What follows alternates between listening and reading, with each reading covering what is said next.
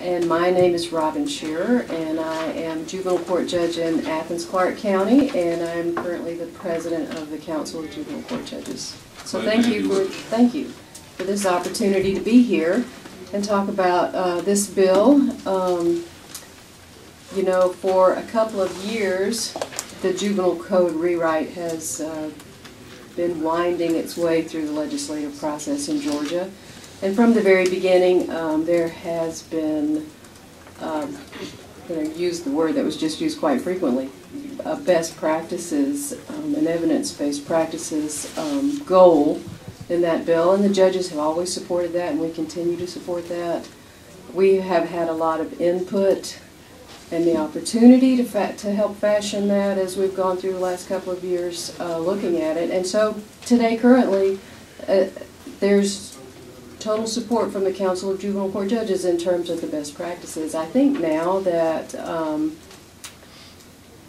at this point our concern is implementation. We really are not sure how some of the proposed changes will be made, and with the idea that in Georgia juvenile courts are pretty unique. They are not standardized, say for instance, the way that superior courts are, with a certain allotment of staff, or you know, there is a uniformity about superior courts and how they operate in the administrative function of judges. That's a little bit different in juvenile courts, so sometimes statewide implementation could hinge on that ability of juvenile courts to administratively execute changes, particularly when it might come to, for instance, applying for grants, reporting on grants. You know, our staffing at the office level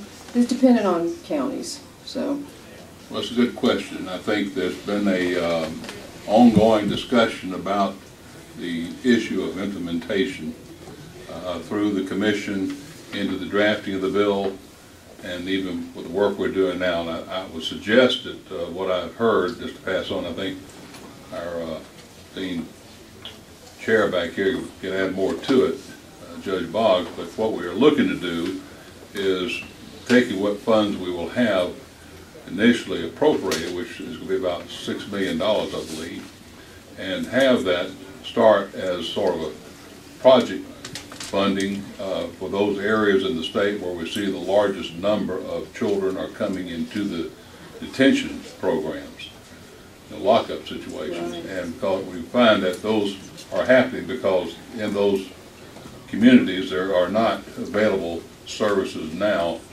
to meet the needs. Now, your area may not be the same, they have some or not, I'm not sure, but I'd say the Atlanta area, most of the metro areas, you do have programs being funded, provided by either the county and by the courts and volunteers or other organizations. So that it won't be an overnight change, but I think what you're going to see is a seeds planted and then the growth of it out from there as the practices become more accepted as a way to treat these children.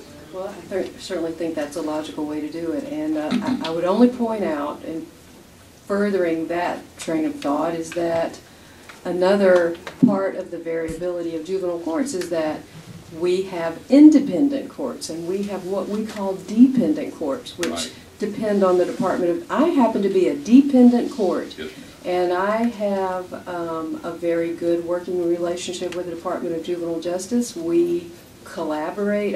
It's the nature of our community anyway, so we're really fortunate in Athens.